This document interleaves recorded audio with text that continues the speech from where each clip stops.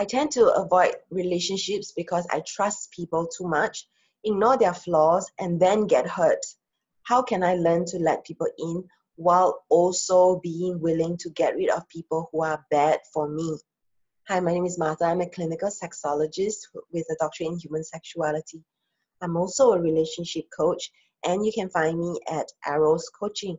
That's EROS coaching.com. So you can avoid relationships by shutting out people, and then you won't get hurt. However, what is happening is not the avoidance of relationship that's the issue, really. It's about that you say you cannot stand getting hurt, and what you're essentially saying is you're afraid that your heart can't take it, that you cannot overcome being hurt. And the dark side, the shadow side of relationships is getting hurt. It is about putting ourselves out there, about being vulnerable, about risking getting hurt. So it does take an amount of courage, and it comes with time where you learn how to process negative emotions of being used and being hurt. It does take time to learn how to have the skills to do that. And then you can be open to love.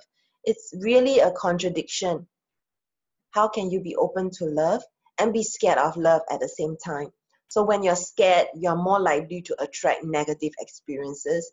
And because of that negativity that you're putting out, people are more likely to see you as not confident and more likely to use or abuse you. And so being open to relationship does take courage. It is a choice and it is a practice. So when we talk about confronting relationships, you need to be able to view being in a relationship as not the end all and be all, meaning to have healthy detachment. If this relationship is not working out for me and I'm speaking up and this person doesn't want to be with me anymore, not be my friend, not be my partner, then so be it. It needs to be a conscious practice of self-love first, loving yourself, then being with someone who's also healthy. That's really important. So it's about feeling that it is worth being in a relationship. When you're in a relationship, there are so many things you learn about yourself, so many things that you work through. You become a better person because of that. And by learning all aspects of yourself, you become a better person. So relationships are like a workshop. It's like going to a workshop and becoming better for it. And so when you're really conscious about it, really conscious about your reasons why you want to be in a relationship, then the why can outweigh the risks and the fears that you have. In order to be able to navigate these relationships, we need to have skills of communication, negotiation, dealing with our insecurities, anxieties, rejections, even possible breakup. So these are the skills that we learn in time through, like, say, for instance, counseling, workshops, reading books. That's how we learn. And you need to have a strong sense of yourself, self-esteem, self-love, self-worthiness, self-confidence, and also boundaries.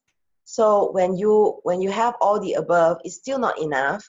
You need to also have the ability to have discretion and discernment.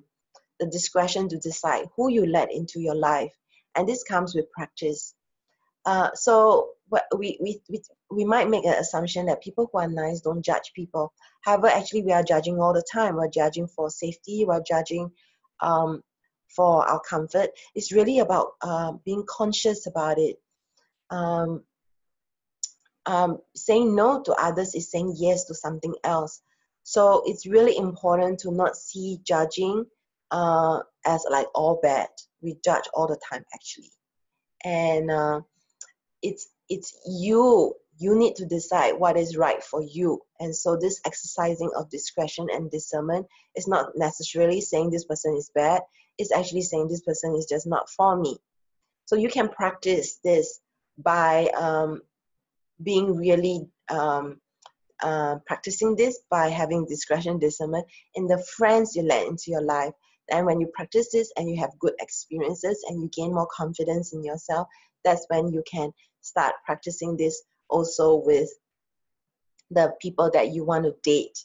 and the people that you want to marry. So by exercising that muscle of discretion and discernment, you start to develop trust in yourself, and you start to have positive experiences, which strengthens your confidence in yourself. So then you will not have all these negative experiences as much. So there are a few books that one book that I like to recommend to you is called The Empath's Survival Guide, and the link is below. And also I have this free online course called Clean and Clear, which allows you to let go of negative emotions so that you don't get bogged down, you don't get overwhelmed and scared. And so these are some of the resources that you can check out. So this is Martha of Eros Coaching. And as usual, you can drop me an email at ask@eroscoaching.com to for your questions to be made into a video. Also, you can post your comments below. And yeah, this is Martha.